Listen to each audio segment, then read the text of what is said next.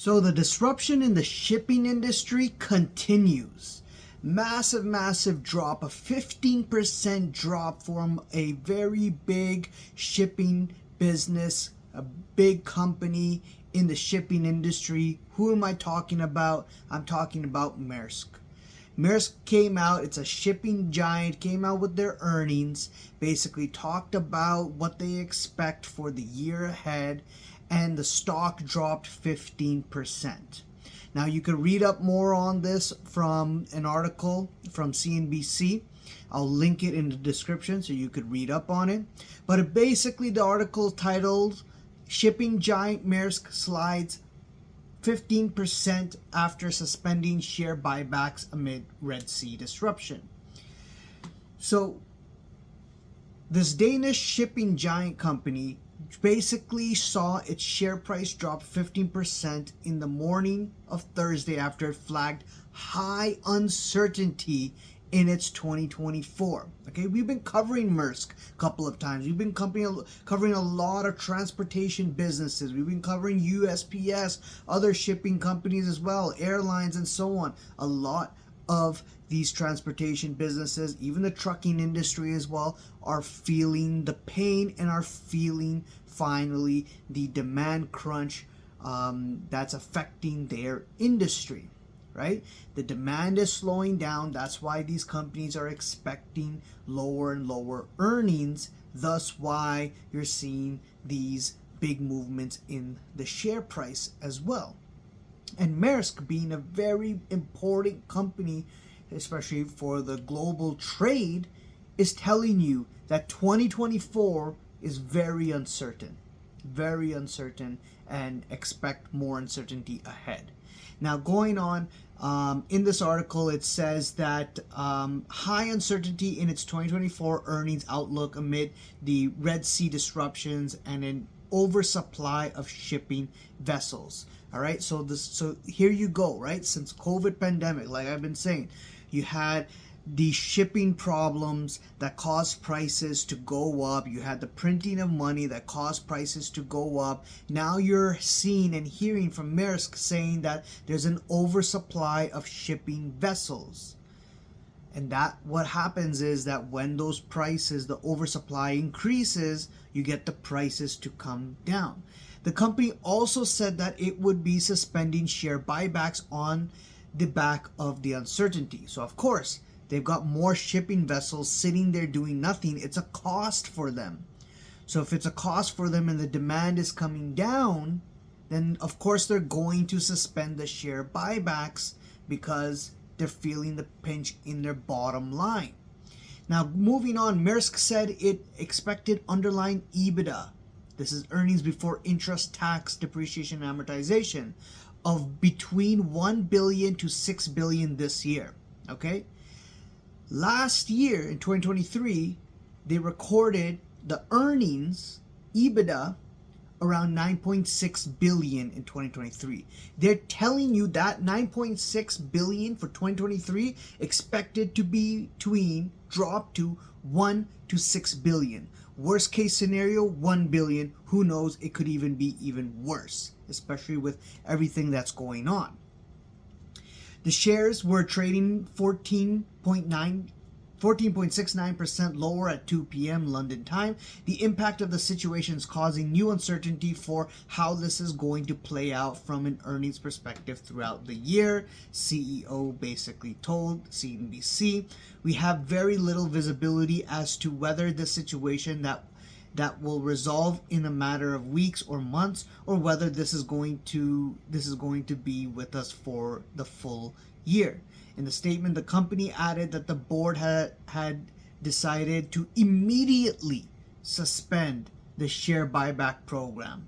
Okay? They don't got the money anymore to buy shares back and prop the stock higher, with a reinitiation to be reviewed once the market conditions in the ocean have settled. Okay, it's not coming anytime soon. Okay, even if the Red Sea issue somewhat gets better, which I don't think it is, right? Even if the disruptions get better, they're still not going to come out and start buying back shares because we have a very big recession coming down the road in 2024 and 2025, right? We have the demand that is really plunging, demand that is coming down, that is being affected. And Maersk has been saying this. We've been seeing the signs. Again, I've been covering this on this channel for quite some time. We've been seeing the signs of Maersk slowly come out and say demand is falling, demand is falling, demand is falling. The last quarters they've been saying demand is coming down, demand is coming down, demand is coming down. We're lowering our prices. Now here you go, telling you that high uncertainty in 2024 for earnings outlook.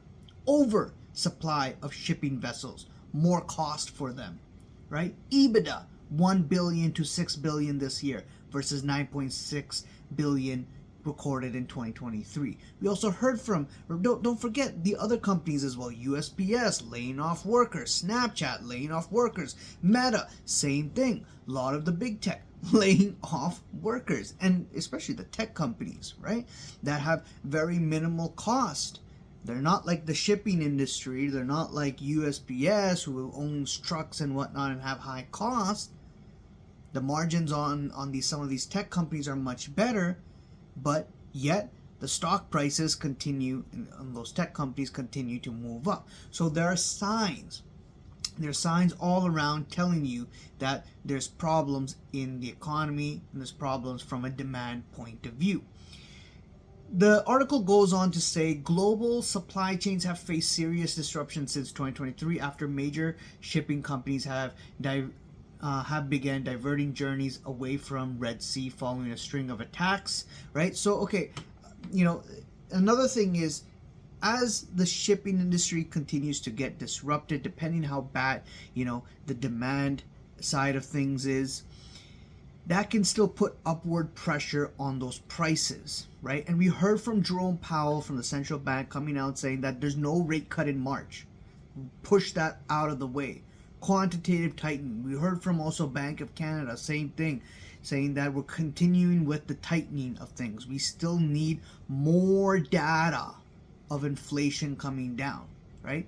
And it's going to be hard for inflation to come down, especially when you get the supply chain being disrupted, the prices going up, prices feeding up in all the services and goods that come into your country that is being imported because of the shipping cost, right? So if you do have soft landing, the economy is expected to be good. If that's your base case, then guess what? Inflation is not coming down anytime soon to the 2% average target. Let's not forget also average inflation target. I'll get into that in another video. I did talk about it previously on this channel. But getting to that 2% target's not going to be easy. You're going to see the stickiness, the wages component as well, sticking around if this is a soft landing. But I don't think so. Gun to my head, I don't think this is a soft landing. We are in soft landing, but we're going to see that transition into hard landing, especially if there's a black swan event, especially if the demand side really crumbles, and especially if that, like I covered in the past 2 days, the commercial real estate market, trillions of dollars coming due. A lot of banks could be under pressure, especially the regional banks out there. So, moving on, the diversions around one of the world's busiest shipping lanes have pushed up delivery times and cost, with the OECD warning Monday that it could increase inflation. There you go. Before I even read that, right? I just told you that with the higher costs, with the disruptions of shipping, that can keep inflation higher, which means what? The Federal Reserve and the central banks out there are not going to budge and move too fast in terms of cutting rates or saving the economy, which means that there's going to be a policy mistake, a policy error, tightening too long, and the cracks are going to get bigger and bigger until it finally breaks, right? So you can read more into this article. Again, I'll link it below. Comes out from CNBC. This is just one example of the many examples out there that are showing the signs of some sort of event that could be coming end of this year, sometime this year, maybe in 2025. So be careful.